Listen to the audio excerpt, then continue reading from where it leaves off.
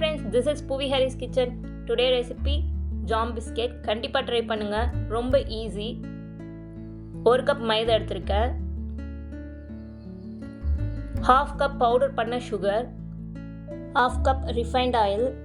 ஆயில்ல smell இருக்க கூடாது. Smell இருந்ததுனா பிஸ்கெட்ல ஸ்மெல் அடிக்கும். எல்லாத்தையும் நல்லா mix பண்ணுங்க.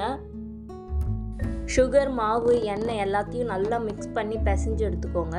எல்லாம் ஒண்ணோட ஒண்ணு நல்லா mix ஆகணும். 1 ஸ்பூன் அளவுக்கு மாவு எடுத்து பால் உருட்டி ஃப்ளாட் பண்ணி எடுத்துக்கோங்க.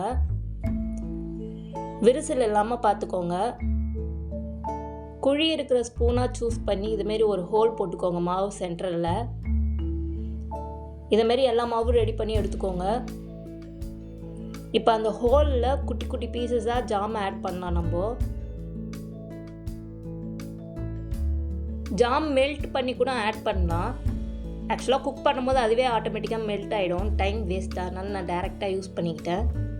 பேனில் ஸ்டாண்ட் வச்சு ஒரு பிளேட்டை ப்ளேஸ் பண்ணிவிட்டு அதுக்கு மேலே எல்லா பிஸ்கெட்டும் எடுத்து வைக்கிறேன். நான் எடுத்து வைக்கும் போது பார்த்து எடுத்து வைக்கணும்.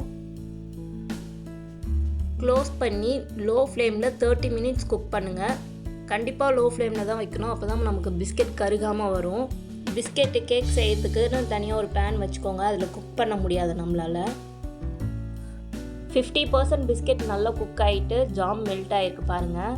இப்போ இன்னும் 50 மினிட்ஸ் குக் பண்ணலாம் லோ ஃப்ளேமில் வச்சுட்டு. இது ரொம்ப ஈஸி, ரொம்ப சிம்பிள்.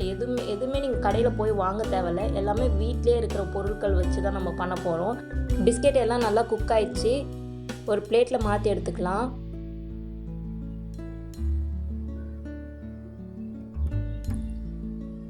இப்போ நான் உங்களுக்கு பிஸ்கெட்டை உடச்சி காட்டுறேன் எந்த அளவுக்கு நமக்கு வந்திருக்குன்னு. சூப்பராக வந்திருக்கு. கண்டிப்பாக ட்ரை பண்ணி பாருங்கள். இதில் ஒன்றும் பெரிய வேலை கிடையாது நமக்கு. பசங்களுக்கு இதை மாதிரி நீங்கள் ட்ரை பண்ணி கொடுத்தீங்கன்னா கண்டிப்பாக அவங்க ரசித்து சாப்பிடுவாங்க. என்னோடய வீடியோ பிடிச்சிருந்தா மறக்காமல் லைக் பண்ணுங்கள், ஷேர் பண்ணுங்கள். பாய், டேக் கேர்.